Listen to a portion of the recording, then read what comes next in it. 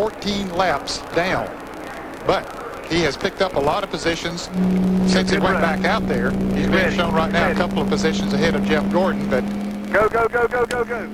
And we're green flag racing, Mike. Terry Labonte hauls Kenny Schrader and younger brother Bobby Labonte down to turn 1. Look at Jimmy Spencer back up there. Bobby Hamilton up with the leaders. Hamilton is a lap off the pace in the 43. Ricky Craven, the 4th place car, down on the bottom of the racetrack. That yellow number 30, Johnny Benson. Benson 1 lap down. As we said earlier, it'll take a lap or so for them to get up to full speed, and that lawn freight train draft will form up again. Well, right now, if the first 2 cars could really hook up in this draft, I'm sure that Bobby Labonte and the Pontiac, the green car running 3rd right there, he's going to help his brother as much as he possibly can. Or the first 3 guys there, if they can hook up while they're running side by side back there, they can break away from this group. But you see Ricky Craven in the red car there in 4th. He moved right in behind Bobby Labonte. He's going with him. Bill Elliott way up to the high side at 94. Joe Nemechek comes back on the racetrack, the 12th car to return from that grinding crash down the back straightaway. With the lesser number of cars up there running, we've had 30-car drafts all day long. It might be a little bit easier, buddy, for some cars to break away maybe than we've seen any time today. Well, what we're looking at right now, John Andretti has a very fast car, but you see right now he's kind of held up in this traffic back here, while the first 4 cars are in single file, and they're running much quicker than these cars running side by side. I'm sure John Andretti would love to get out of that group and try to catch these guys as they move away. 3 Chevrolets and 1 Pontiac looking to settle this out. And there's Morgan Shepherd in the number 1. Leading Andretti's 98, and the 81 way up top is Kenny Wallace. Here's Ralph Shaheen. Mike, I had the opportunity to talk to crew chief Jimmy Fennig for Mark Martin. I asked him if he lost a part of his braking system. Yep, they did. They lost a part of the brake rotor, so that is exactly the piece that Dick Bergman has. There's Martin still piling up laps, trying to hang on to 2nd in the point standings.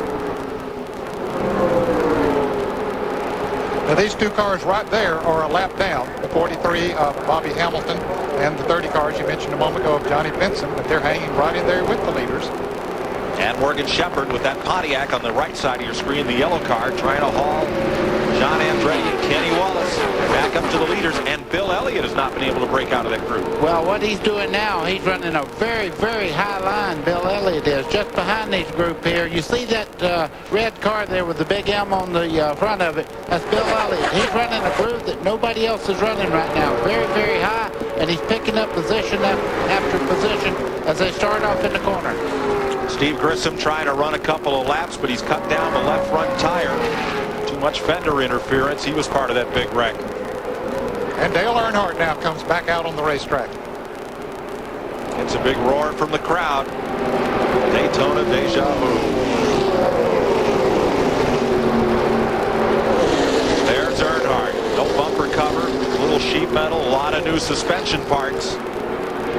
Earnhardt in 33rd position, 21 laps off the pace. Trying to get back up to speed. Had high hopes coming in here. Great race car, got swept up in somebody else's incident, as did 19 others, when Jeff Gordon cut down a left rear tire and sent 20 cars to pit road or the garage to make repairs at lap 141. 4 caution flags on the day. Just that one very serious incident. And now it's 6 cars up in that lead draft as Morgan Shepherd has caught that pack. He's up there, and just behind him, John Andretti now leads the 2nd pack. It won't take them very long, I don't think, to reel them back in. You see Earnhardt Skinner there on the bottom part of the racetrack, staying out of everybody's way.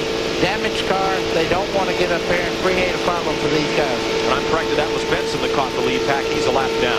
Both of them have yellow cars. He and Morgan Shepherd. As a matter of fact, Morgan's been going back a little bit here the last couple of laps. Now here's Kenny Wallace, who had a tough road to get into this field. Started 35th. Bill Martossi, the car owner, spotting for him up on the roof here. And Kenny, the youngest of the three racing brothers from St. Louis, currently in 6th place. He's on line to pick up or tie his best finish of the season, which was 6th at Martinsville. For more on Terry Labonte, let's go to Ralph. Mike, I'm with Randy Dorton, his crew chief.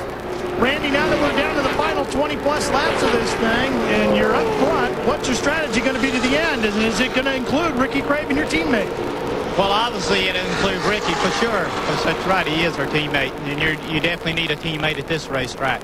Well, strategy's kind of washed its way out there with the pit stops, the cautions. We're green all the way right now. Are you and Andy Graves talking about how you're going to hook the two cars up?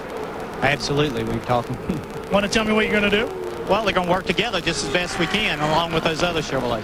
And you just got to get the 25 car up into position so they can actually help them draft now, Mike. Ralph, one thing that among the super teams, the Hendrick teams originated, is they have a talk around channel on each driver's radio where the team drivers can talk among themselves and with the various crew chiefs. So Hendrick and Terry Labonte, or excuse me, Terry Labonte and Ricky Craven can be in radio contact with each other. Now, the drivers with the damaged cars have been told by NASCAR that they must run at least a 58-second lap, or they'll have to take those cars back to the garage area. That's in the interest of safety to the drivers that are going around there at 190 miles an hour. And Terry Labonte just ran over 193 miles an hour, the second fastest lap of the day. Ernie Irvin, early in the race, had the fastest lap. But Terry Labonte turning it on here. It's time to do it. If you got anything left, you got to put the pedal to the metal and go at it. Now, most of these cars were running in the top 4 or 5 spots when the big accident happened. Jeff Gordon was about 6th place when he and John Andretti got together and swept up most of the cars behind them. Bill Elliott running that high line. There he is by himself, Bill Stevens. That is correct, Mike Joy. Just talked to Mike Beam, Bill Elliott's crew chief. They've been sitting back in the back of the field most of the day. Bill says that that car actually responds better on the high line than running in the draft. They tried to move up while they were in the draft and couldn't get anywhere. So a guy who's had a lot of successes here at Talladega isn't going the way you usually draw it up on the blackboard. Elliott is 11th right now. 22 cars are on the lead lap, led by Terry Labonte, Kenny Schrader, Bobby Labonte, and Ricky Craven. We'll be right back.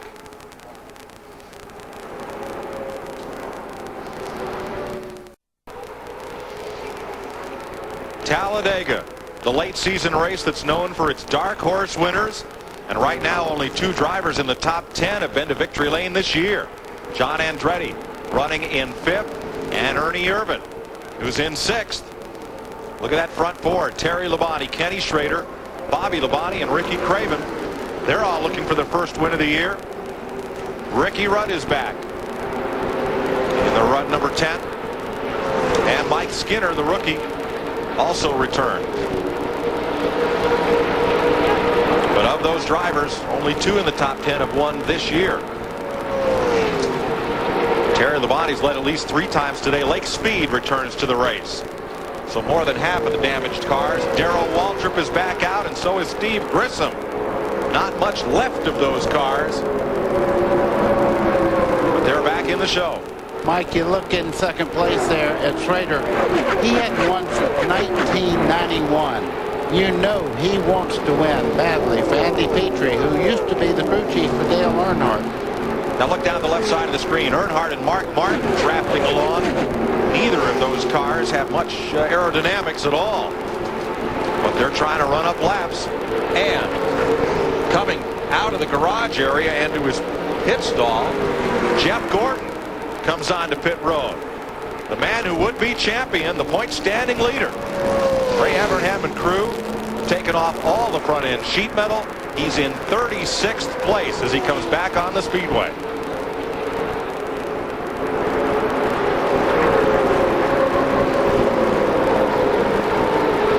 The winded and the wounded. And there's that pack up front, and there's another one. There's Gordon. Gonna try to run as many laps as he can.